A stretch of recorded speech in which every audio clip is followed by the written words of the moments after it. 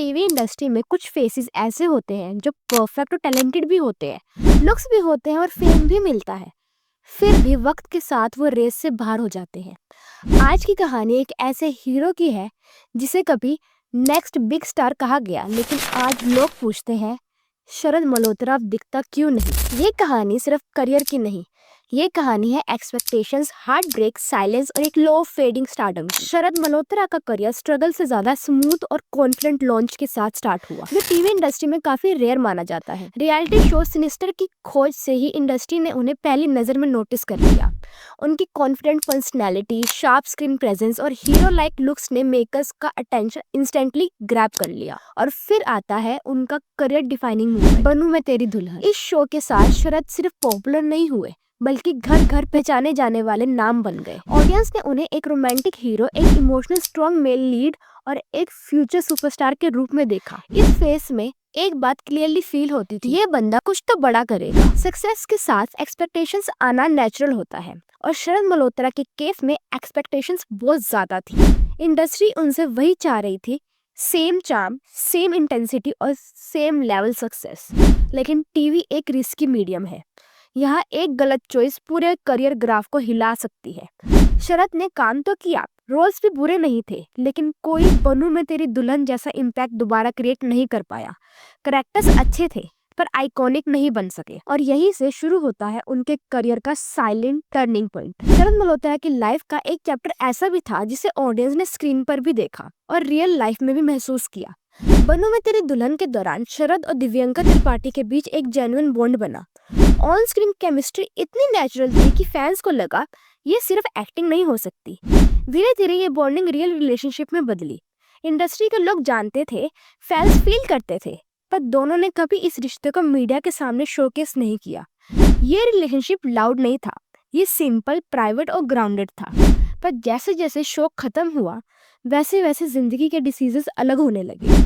Career priorities बदली, personal expectations clash हुई और एक वक्त आया जब दोनों ने अलग होने का डिसीजन लिया। इस ब्रेकअप की सबसे मैच्योर बात ये थी कि किसी ने किसी पर ब्लेम नहीं डाला।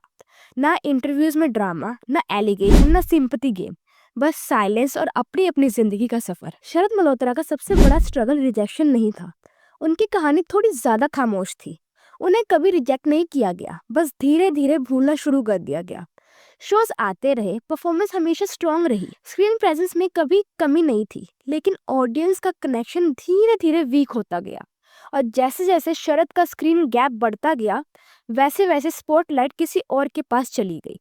ये स्ट्रगल लाउड नहीं था, पर अंदर से सबसे हैवी था। लेकिन फिर 2016 में आया शो कसम तेरे प्यार की। ये शो शरद मल्होत्रा के करियर का वो फेस बना जहां उन्होंने क्वाइटली अपनी लॉस्ट विजिबिलिटी वापस गेन की, बिना शोर या हाइप के। बनूं मैं तेरी दुल्हन के बाद एक्सपेक्टेशंस के बोझ और इनकंसिस्टेंट स्क्रीन प्रेजेंस के चलते शरद थोड़े बैकग्राउंड में चले गए थे। लेकिन कसम में ऋषि सिंह बेदी के लेयर्ड, इमोशनल और मैच्योर कैरेक्टर ने ऑडियंस को याद दिलाया कि ये एक्टर सिर्फ नॉस्टैल्जिया नहीं, बल्कि डेप्थ भी रखता है। ये रोल ना तो फ्लैशी था, ना ही चॉकलेट बॉय इमेज पे बेस्ड, बल्कि एक फ्लॉड, रियल और रिस्पॉन्सिबल मेल लीड का था, जो टीवी के चेंजिंग लैंडस्केप में ज्यादा बिलीवेबल लगा। कसम ने शरद को प्राइम टाइम पर एक स्ट्रॉन्ग मेल लीड पोजीशन वापस दी। इंडस्ट्री को ये सिग्नल दिया कि उनका स्क्रीन कमांड अभी इंटैक्ट है, और जिससे उनका ऑडियंस के साथ एक नया अडल्ट लेवल कनेक्शन बन गया। पर हाँ, ये कमबैक उन्हें फिर से नंबर 1 स्टार नहीं बना पाया, लेकिन इतना जरूर कर गया कि शरद आउटडेटेड एक्टर के टैग से बाहर आ गए और उनका करियर एक नए, मैच्योर और सिलेक्टिव फेस में एंटर कर गया, जहां रेलेवेंस हाइप से ज्यादा इम्पोर्टेंट थी। कसम के बाद शरद ने ये क्लियरली समझ लिया था कि टीवी इंडस्ट्री अब सिर्फ रोमांटिक हीरोज पर नहीं चलती। इसलिए उन्होंने अपनी इमेज को कॉन्क्लूसिवली मैच्योर, इंटेंस और अथॉरिटी ड्राइवन रोल्स की तरफ शिफ्ट किया। इसी एवोल्यूशन का रिजल्ट था नागिन 5, जहां उनका नेगेटिव शेडेड पावरफुल अवतार ऑडियंस को एक बार फिर नोटिस करने पर मजबूर कर गया, प्रूविंग दैट कि शरद अब भी स्क्रीन पर इम्पैक्ट क्रिएट कर सकते हैं।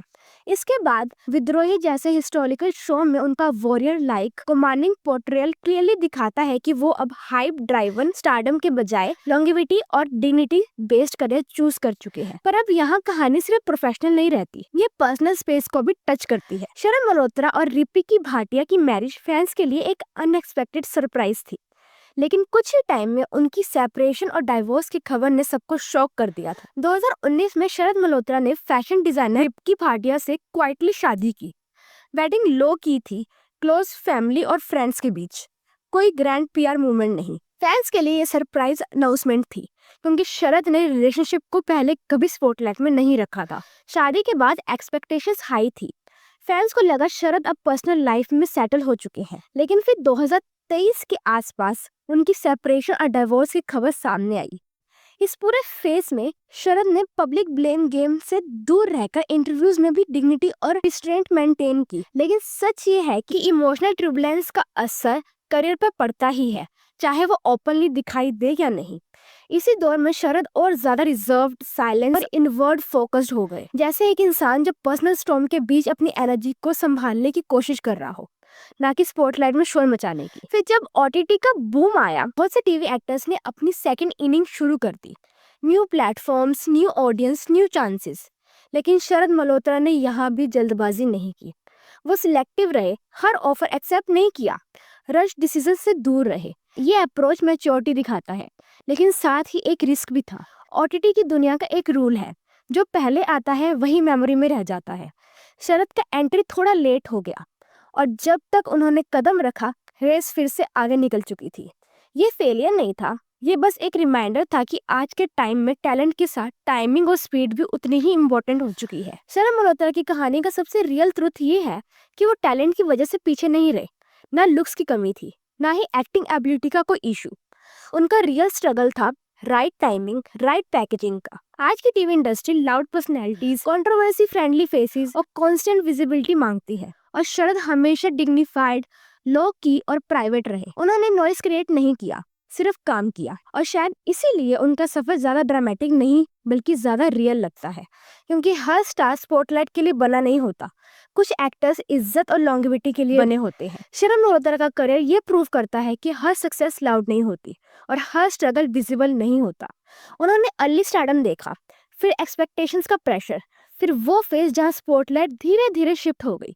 लेकिन शरद कभी रेस से बाहर नहीं हुए। आज वो शायद टीवी के सबसे ट्रेंडिंग नाम ना हो, लेकिन उन एक्ट्रेस में जरूर गिने जाते हैं जो इंडस्ट्री के बदलते रूल्स को समझकर खुद को एडॉप्ट कर पाए, और शायद यही उनकी सबसे बड़ी जीत है। फेम का नॉइस कम हो सकता है, बट टैलेंट और डिग्निटी का एको लंबा चलता है। शरद मल्होत्रा शायद आज ट्रेंडिंग डिमांडिंग स्टार नहीं है, पर वो एक ऐसे एक्टर हैं जो नॉइस के बिना भी खुद को जिंदा रख पाए।